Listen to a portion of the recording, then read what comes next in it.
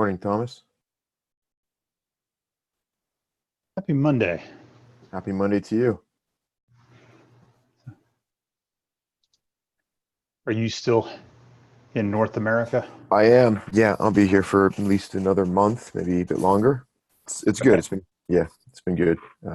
Starting here because there's most of the team is on this side, it seems. So hmm Yeah, it's a bit of a harder lift. yeah. Not co-loaded geographically, that is for sure. Doable, but a harder lift. Yeah. Yeah. Morning, Seth. Good morning, everyone. Yeah. Welcome back. Hope you had a good time off. Yeah, I did.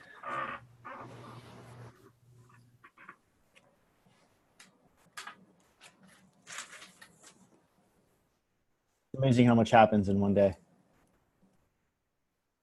Yes.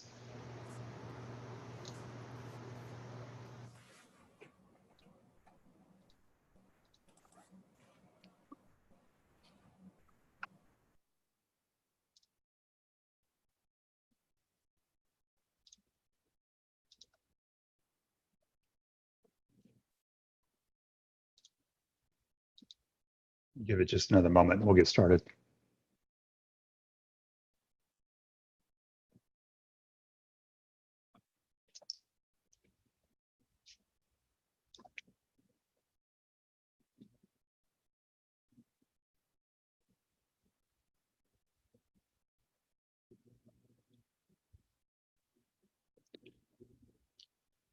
All right, let's do this. All right, happy Monday, everybody. Welcome back. Hope you had a good weekend. So we'll go ahead and we'll kick things off as we have been doing recently with so going through some announcements. So see Olivier is not here at the moment, so I'll go ahead and cover his points. So group project organization, work that he is doing for as far as organizing issues around projects and groups. So please take a look at what he is posted with within the announcement section. And also label migrations are now done. You can see the MR that he's posted there. From my perspective, things worth celebrating. We had two P1 S1 bugs against the security dashboard. Those got closed out this past week with final MRs going through. So that is good to see. I'm grateful for that. And so let's make sure let's poke at it in production and let's see if it's working for us as we expect it. And the final note is for me is last Thursday there was a brown bag session on CD and code freeze. We will do it as requested from that session. There will be a follow-on one. I'm aiming for later this week so we can continue that conversation. It is uploaded. Please note that it is set to private. That means you need to be so you can't just be on your personal account to see it. With that being said, let's go ahead and dive in on the agenda, unless there's any questions on those announcements.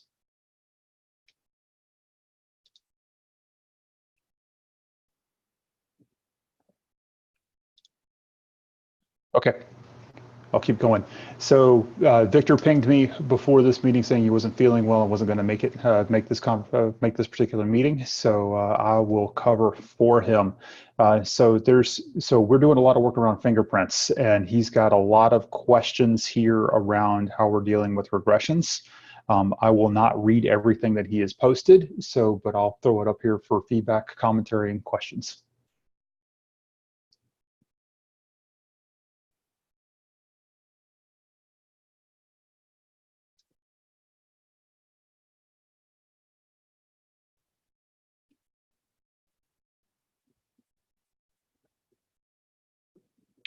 Since I have the one comment on there, I will just verbalize that.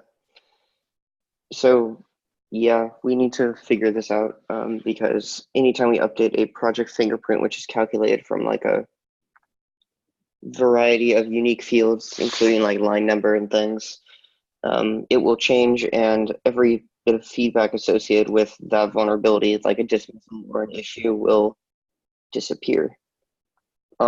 Short term, there's a reason we have the alpha designation on interacting with vulnerabilities. So at least in my opinion, we can probably just lose that feedback. But long term, that's not a good strategy. And so we should come up with a migration plan. I think I found an issue about this like Thursday, but we should look at some kind of strategy about like kind of like a green-blue strategy where we could do an old fingerprint, a new fingerprint, and provide some mechanism for updating them within the core app when an analyzer changes. I'll try and find that issue and tag it here, but I do think this is something that we probably should have a longer meeting and discussion about.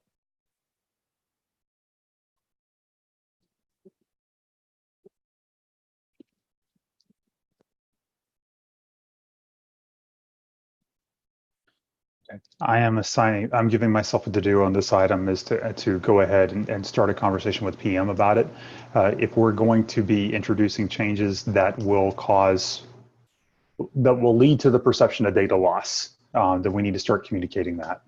So that out. So I want to make sure that we don't surprise people and therefore get some negative feedback cycle come in our direction. So heard a need for a longer conversation. We don't have everybody present for that conversation. I think PM is one of the key stakeholders here. So we'll noted. We'll get something. We'll get something on the docket for that. For this topic, was this looked at as part of the discovery for first-class vulnerabilities? No, kind of. It's something that we are considering, but it's not directly related. The thing with first-class vulnerabilities is we're kind of coming down with what an MVC for that will look like, because this is an epic level task. It has like a lot of components across all of our issues, for lack of a better word. So I think it's worth considering, but it wouldn't quite change things, because while there are first-class vulnerabilities, there are still going to be occurrences or findings, and those are what we need to uniquely identify. So that includes like a line number of 1. So if you have the exact same CD in 2 parts of your code base, we still need to fingerprint that accurately to understand that there's 2 occurrences that may or may not roll into one like first-class vulnerability. Does that make sense? I think so, yeah. Let me think on it. I'll probably have some follow-up questions though. And if you could, am I CC'd on the issue you created already? I can read that to get a starting point as well. I need to find the issue first, but I will send it. I'll throw it in the secure Slack and the agenda as soon as I do. Okay, cool, thank you.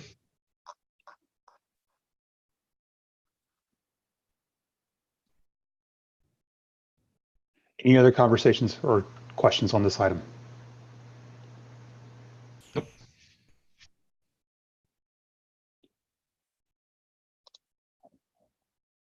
All right, I'll keep going, as apparently I am the stand-in presenter for every single item on the agenda today. All right, Todd's not here. There is an item from him that we need to be paying attention to, because this will have impacts on us. So there's a request to GraphQL, put GraphQL on all our APIs, or as I would put in my head last night, GraphQL all the things. We need to pay attention to this, and we need to start thinking through what the impacts might be. Please contribute to this particular MR and think through what those impacts might be to delivery. I am not reading this as a commitment that we have yet. However, it has been deemed that having a stable GraphQL API is a differentiator for GitLab.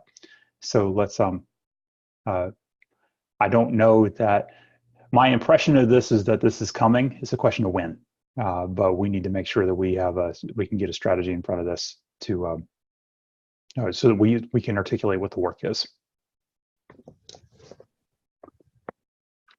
All right. I just had a quick question. Do you know at what level this is coming at? I mean, just to kind of gauge how much of a company-wide commitment is it? Like, is it initiative just from front end, or is it coming from director of front end, or is it like beyond that, just at an engineer director? Like, I don't know. Am I elaborating? This MR proposal came from a back-end EM. Gotcha. And it is to the handbook, I believe. And so I haven't dug in too deeply on what he has suggested, but it is something yeah, it is to the handbook. So this, does that answer your question? It does. It does. Thanks.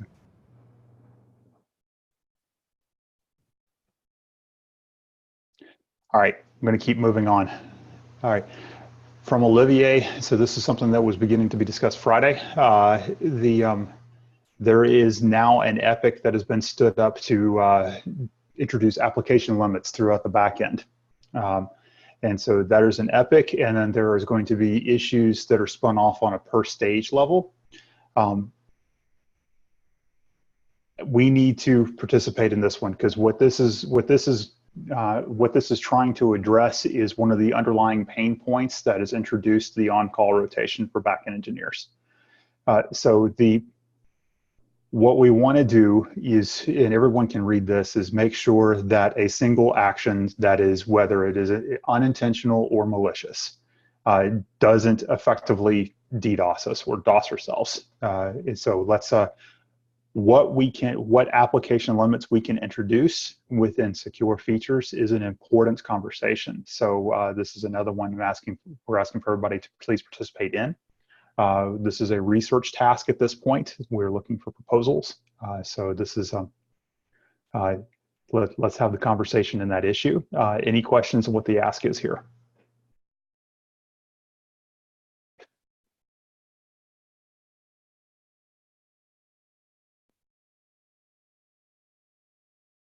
All right, we're a quiet bunch this morning. This morning for me. I just looked at the issue real quick. I guess there was a comment made about making maybe this a confidential issue, which makes sense, as we're pretty much listing what we know would probably cripple us, if, you know, in terms of hitting an endpoint or doing something too often. So I think that was a good point to bring up. It is confidential. Okay, I guess that was changed. Cool, thanks. Yeah. The issue in which we are to participate in, which is not in the epic, but in the issue itself, is confidential.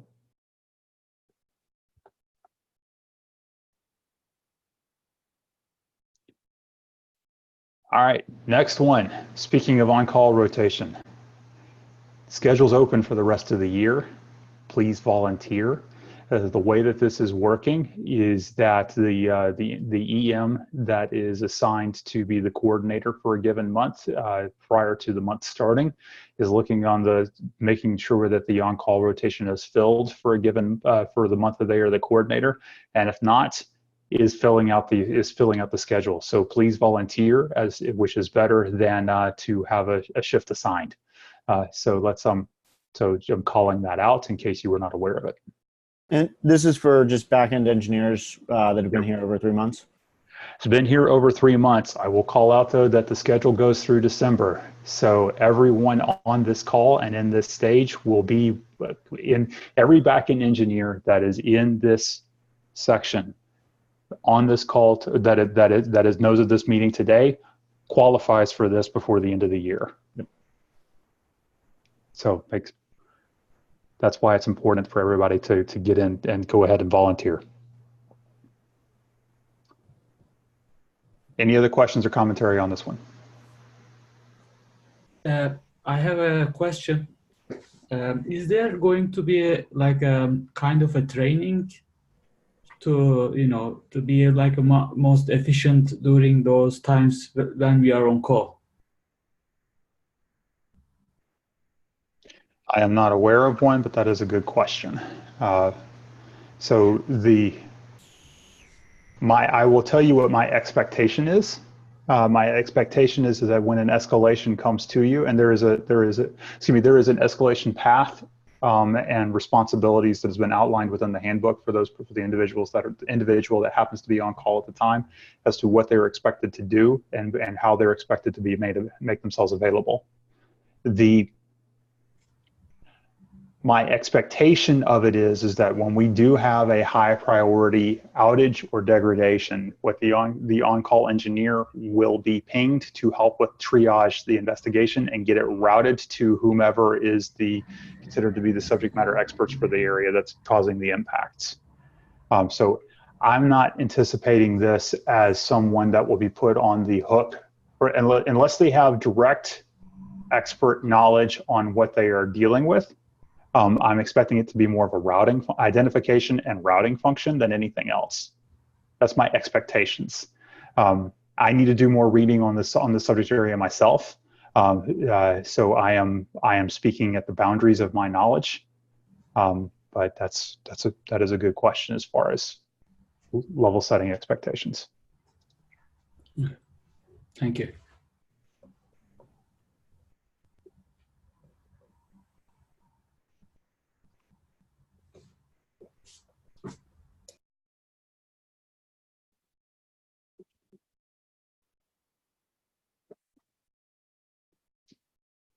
Anything else?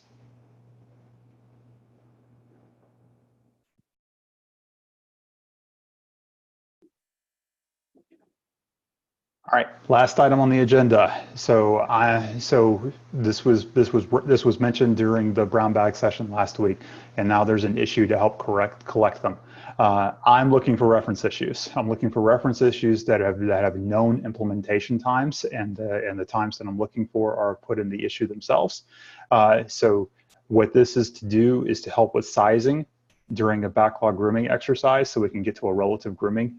We can get to a relative sizing cadence to aid with this particular part of that exercise. If you have any, if you know of any that meet these particular sizes, please contribute. That would be very beneficial towards that. And that's the entire agenda for today. Does anyone have any late additions, questions, comments, criticisms, concerns, or complaints? Other than those are not in alphabetical order.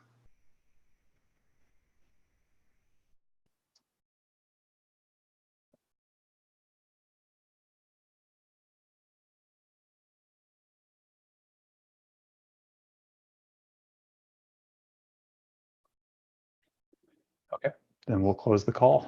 Thank you everybody for attending. May the force be with you always. And we will talk soon in group breakout calls and also in Slack and throughout the week. So see you later. Thanks everyone. Bye.